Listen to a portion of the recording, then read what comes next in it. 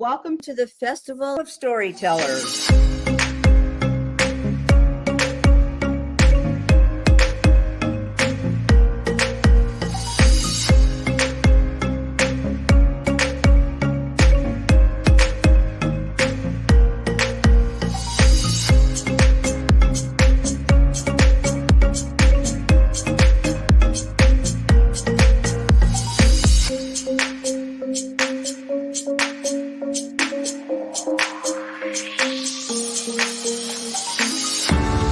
I can't tell you how excited I am to be on right now.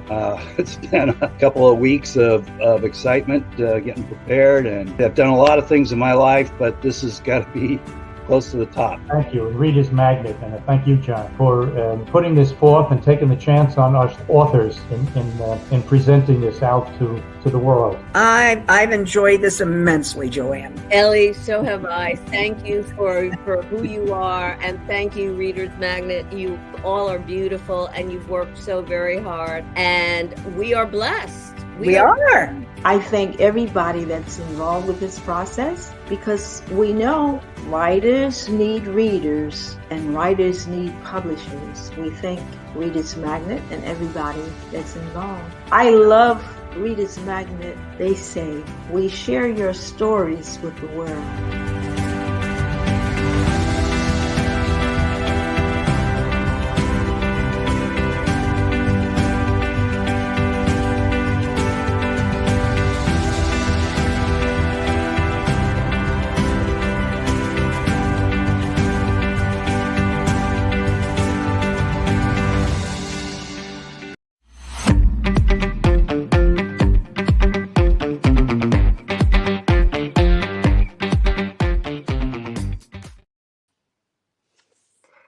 Hello and welcome.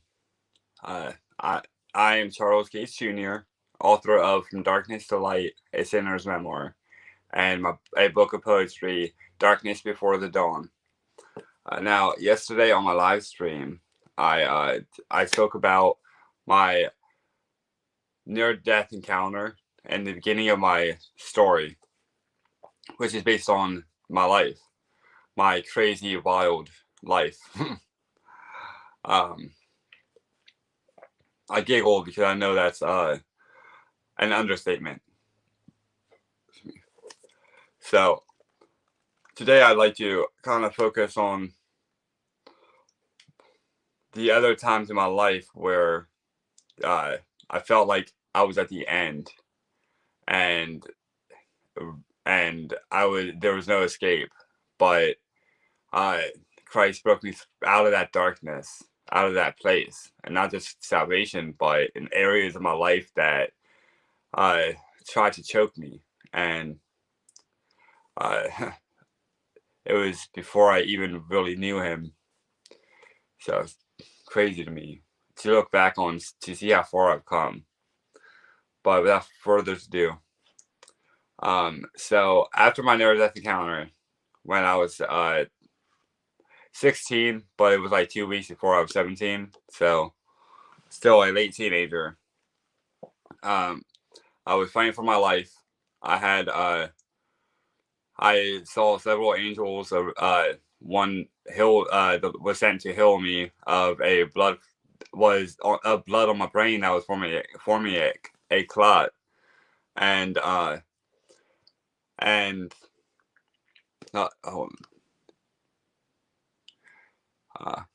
thank you, Elena. Nice to see you here. So the Lord sent an angel to heal me before I even knew him. But after those days, when I was healed up and recovered, I soon forgot my promise to God, and I was led astray into darkness. I was drafted into an underground society that trained me in shamanism, witchcraft, sorcery, voodoo. Basically a combination of various forms of witchcraft. And I ran down all these roads searching for meaning, for purpose, for the reason I was alive, for the reason God chose to spare my life because the doctor said I should have been dead. They said I would have brain damage. They said that I would never walk again until they put the rods in my leg. Then they gave me a 50% chance of walking again. And when I walked again, they said I would always walk with a limp. But 3 years after that accident, my limp went away. The limp in my step. And those who know me now forget about my accident until it's somebody brings it up, and they were like, "Oh yeah, I remember that." It said he would never walk again, and so I was really famous in my area for a while, and the kids at school thought I was a ghost. Well, they joked that I was a ghost because there was rumors that I died and they brought me back to life.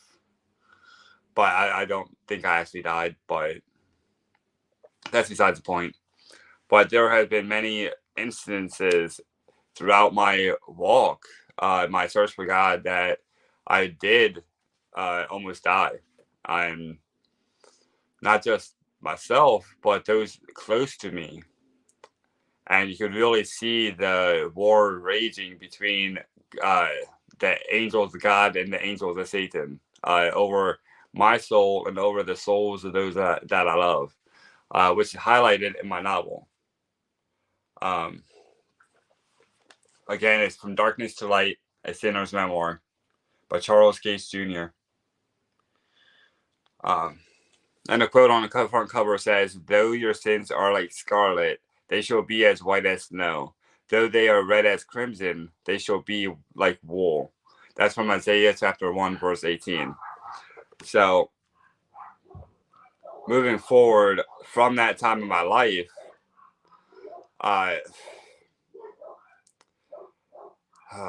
there was this one time where I was walking to the store, and I crossed a road, and the second I crossed the road, there was a car accident right where I was 2 seconds before that. And the car actually, one of the cars the one that was hit, actually shot forth and it hit the house where I was walking, and it missed me by a couple of feet. And that like took chunk out of the house, so I know it would have killed me. It's crazy to me. And there have been many instances like that, that I found, I don't know, an escape from my impending doom. And but concerning the occult, I never thought I'd escape that, because when I did escape that, they sent like things to harm me. They weaved witchcraft to try to kill me. Really, the people I was involved in were not nice people, and the people that they worked for, everybody knows, but I can't say. You've heard of them, but I cannot talk. I can't talk about that. But this novel is not my only work. This is a work that I published in obedience to Christ, because he told me to write a novel about my testimony and to share it with the world. And I did leave it kind of open at the end a little bit, not completely open, but I hinted at there being a second novel, which there will be. There will be at least one more. I would like to write a continuation of my story, like moving forward, like throughout my life. After the second one, it would be kind of harder to write because it becomes more of an inward thing than outward. Somebody is asking something.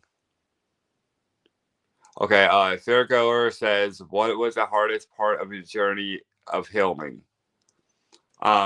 Emotional.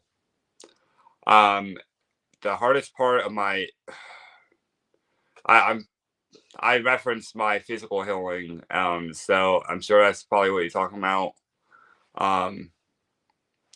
But the most healing I received was inward. But at the same time, after my accident, if I would stretch the wrong way, or at all, really, it felt like somebody was sawing my leg in half, because it was, again, the femur bone, the thigh bone in my left leg was severed completely in half, and on the bottom, the tibia was broken in 3 different places, zigzag, and it was almost imparable. So they obviously repaired it. I'm walking today, but that was really hard. That was a very emotional time for me and my family. I was always angry. They had me on medicine that made me angry. Oxycontin, which thank God they didn't prescribe me with it long term, because I was addicted to it when they gave it to me. Like, I had it for like a month and I was always angry. Thank God they let me withdraw and did not give it back to me. I thank God for that, because I don't know how that would have affected my journey moving forward. However, most of my emotional wounds were what hurt the most, and that's an everyday process. That's something that I'm still healing from.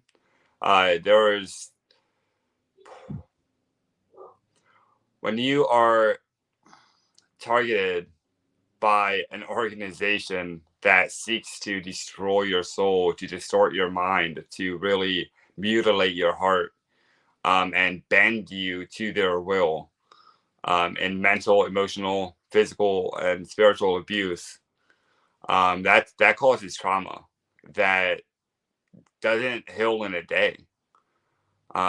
Anybody who has ever escaped that life can testify to that. That it's an everyday process. There are soul wounds caused by just a brokenness that takes years to heal, and I've healed from a lot of it. I am a completely different person than what I was when I even wrote this book a couple years ago. I'm a completely different person. But yeah, those are the wounds that we don't see, but other people can see, because we express ourselves outwardly, even when we don't intend to, and other people, it's more obvious to see that, because they see things that we don't, when we don't want to look at our pain. But my pain mostly came out in poetry. I wrote my other book, Darkness Before the Dawn, which is actually my first book. Get to that question in a second. I see it on the screen. Darkness Before the Dawn. That is my first book of poetry. That is something that really helped create an escape for me, so that I could really have a source to channel my pain. If it wasn't for poetry, I'd probably be dead right now, because God gave it to me as an outlet, as something to express my pain when I didn't feel like I had anywhere to go with it.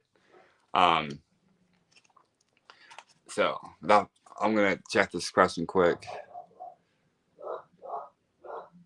Oh, Figure 1451 says, "You're so brave just for sharing your experience with us." Thank you so much. It definitely takes courage to talk about the things that once we were afraid to address. If this was a couple of years ago, I would not be here right now, because I'd be scared. I used to struggle with fear based on what I've been through. I used to struggle with what other people thought about me, and that's the reason I was afraid to publish my novel at first. It was hard. I thought there would be repercussions from the cult I came out of, but they're actually afraid of me now. They put It reminds me of the story of the Israelites when they were escaping Egypt. God put the fear of them in the hearts of their enemies, so that all the surrounding areas would be terrified of them, so that they would run before they even got there. And that's kind of what God did for me when it comes to the occult. My ex, who led me into the occult, the sorceress, I tried reaching out to her to minister the gospel to her, and she was terrified. Like she said she couldn't be seen talking to me, because she was afraid for her own safety from the ones we served. But besides the point, I kind of want to read you guys a poem because I have other projects in the works. So poetry was birthed during my darkest hour, but that's not where I stayed. However, my poetry came with me out of that. Now I still write I published my book of poetry, the first one, before I was a Christian. However, the dark poetry aspect of that book, because that book is mainly dark poetry, that's the writing style remained, but it's definitely has a more positive message now. Although my poetry always did, in the long run, like if you read it from cover to cover, it tells a story with a positive message. But if you read it individually, some of them may seem pretty dark, because my darkness was all around me at that time. And to keep you excited about what's to come, to show you how much I've been writing lately. This book right here, this is my prophetic journal, and in the past 2 months, I filled this. Like I had 1/5 of it already filled, but the rest of it I filled in the past 2 months. Actually, probably a month and a half. So that's 100 pages about. Well, will be 100 pages when I'm done writing down the last couple. It only has a couple of blank pages in it left. So that was all within the past month and a half, since the end of September. And I actually wrote a poem in here that is very insightful.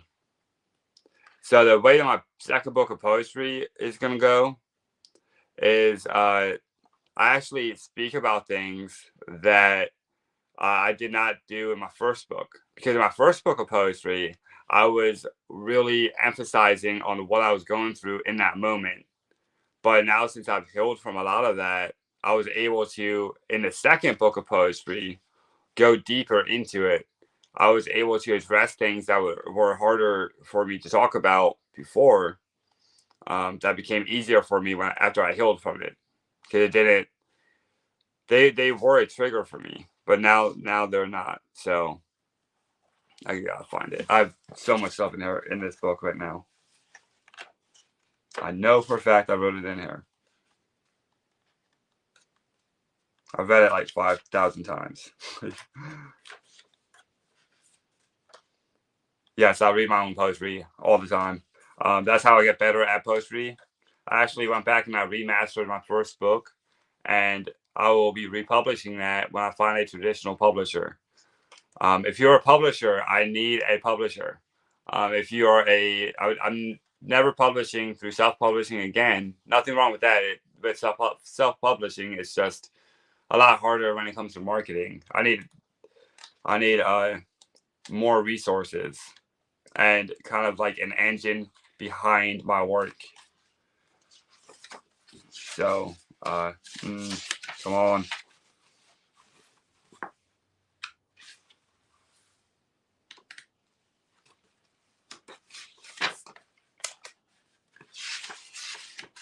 Okay, maybe it's back further.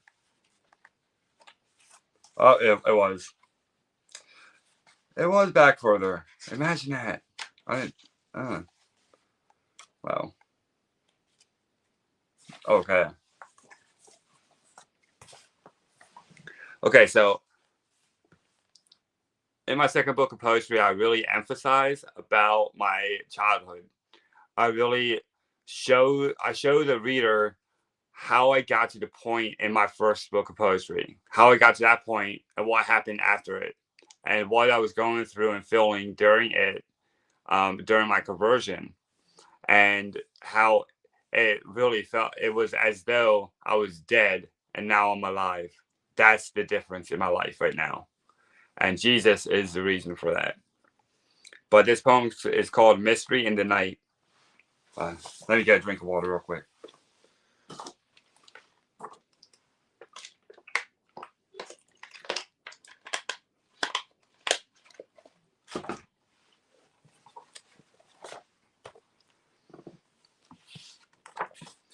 In the deep darkness of night, covered by a sheet of innumerable stars, my beloved wraps them over me and tucks them beneath my arms, so that I could see he holds my world in his palms.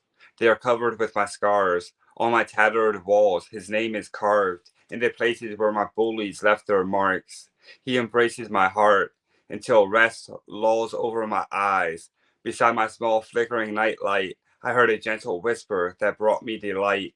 Draw near to me, and I'll draw near to you. My heart lies naked before you, my Lord, as something to be adored, like a tree when it sheds its leaves and shoots its roots down deep. Intertwine me with your heart to keep. You shall not disappoint me. My shepherd, my lover, husband of my soul, console me, comfort me until I'm whole. Fill those places where others left their holes. You already know. Light again the heart's glow, and take me back to times of old, where I felt like I was home, before I knew the sting of a stone, or that sticks really could break my bones. Dead limbs aren't good for whipping. They too shall burn to a crisp. This too shall pass, but hopefully not like a kidney stone. Pain is all I've really known, until you called me your very own. I'm your prized possession. Use me, Lord, for your divine intervention. You surround me with a hedge of protection from the devourer's flame. I suppose there was a day before I ever knew pain, before grade school where I laugh and play with imaginary friends, back before my bullies had a name, and Sunday school with my pencil filled with lead, asking questions I couldn't comprehend, receiving answers I couldn't understand. All I asked for was a friend, one who wouldn't leave me in the end. You never can see the light after the bend. I went my own way and left. Never could I see the road ahead. Look how far I've fallen on my head. For 22 feet my blood was shed. Over the road it was spread, like a tent to dwell in. I was 16 when they pronounced me dead. Ever since then my heart was bent toward the evil in my hand. Headed down a dark road with no lament, running from the freedom for which you bled. Yet you had a plan. My life reflected on your palm span. Every page of my life you've read. No surprise, you saw it from the beginning and intervened around every bend. But you can never see the light until you reach the bend. Many times have I reached my end. You kept me from taking my life in my hands and strengthened me to stand. I didn't know why. With sting of bitter tears my eyes, I knew I had to try to make ends meet before surrendering my heartbeat. My life song will sing again. My life song will sing again. Is a rhythm that rose in this broken shell of a man. In hell I am, inside a prison in my own mind. I'm enslaved to the words they use to bind me. Like handcuffs, they tie my arms to my spine. If liberty knows what freedom means, then may my captors have mercy on me. Merciless, they forgot they've imprisoned me, but they never had the power or authority to set this prisoner free. If Jesus opened the doors for me, then save me, Lord, from my misery. unconscious, hopeless, and forgotten, lying in the bloodbath of my history. How I got there was no mystery. My hero chased down hell to find me, broke through it, still asleep next to the enemy. He picked me up and carried me from the depths of my lowest pit, climbed the cliffs over it. Lying in the bloodbath of my history, how I got there was no mystery. My hero chased down hell to find me, broke through its gates in search of his sheep. While I was still asleep next to the enemy, he picked me up and carried me from the depths of my lowest pit, climbed the cliffs over it, walked through the shadows unafraid, and bore me in his arms unashamed. Though I was naked and disgraced, he clothed me with his garments of praise, and covered me with his grace. He brought me out of the grave so that I might rise to my rightful place. His spirit fills my body like air breathes into the lungs, and rose me from the waters of renewal to gaze upon his love.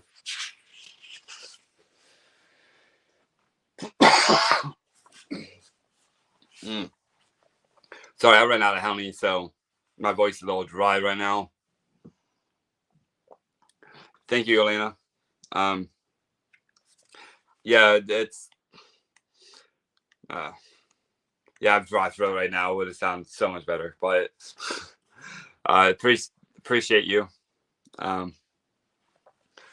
So yeah, that's how a lot of my poetry is. It has shows you a reflection of where I was and where I went and where I came from, and really shows you how I got to where I am.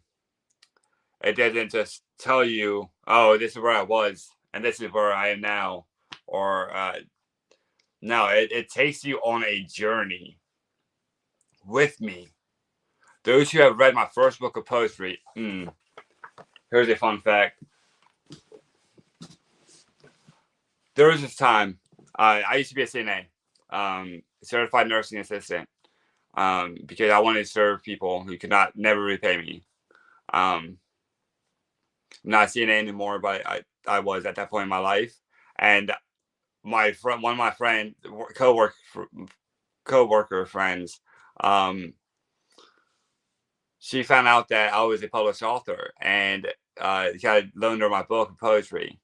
And like the day after she finds out, and she has big mouth. She never tell that girl a secret. But so the next day I go in, and everybody in our workplace and the residents we were taking care of heard about my book of poetry. And I had a demand, like a product demand, and I actually had to order like 100 copies. And I brought them into work, and I sold 40 in one day. But out of that, there was a laundry aid, which is the personnel who washes bed sheets and stuff, and the residents' clothes. But she came up to me with tears in her eyes, just really emotional, and just telling me, I relate so much to your story. She said, I felt like I was in the story, walking in your shoes or beside you as you went through what you had. And then she gave me a hug. And in that moment, I knew that I would be doing this for the rest of my life.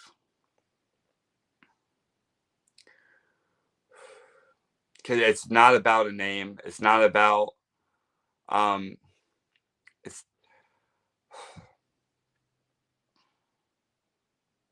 not about being famous or being rich, or because I'm not rich, by the way. But it's not about that. It's about you, the reader. It's about the reason I published my book of poetry is because I wanted other people like you to know that you were not alone in their darkness. And you never had to walk through it alone. So that's all we have for today. Ran out of time. If you're interested in purchasing my novel, From Darkness to Light, a Sinner's Memoir, which is a testimonial novel of my life, or my book of poetry, which will be remastered. And these originals will go out of stock soon, so get your copy now so you have an original. Get these and from my website, charlesgatesjr.com. You can look in the red banner right there for the spelling, and or you can go to Amazon, and it's there too. Thank you, Elena.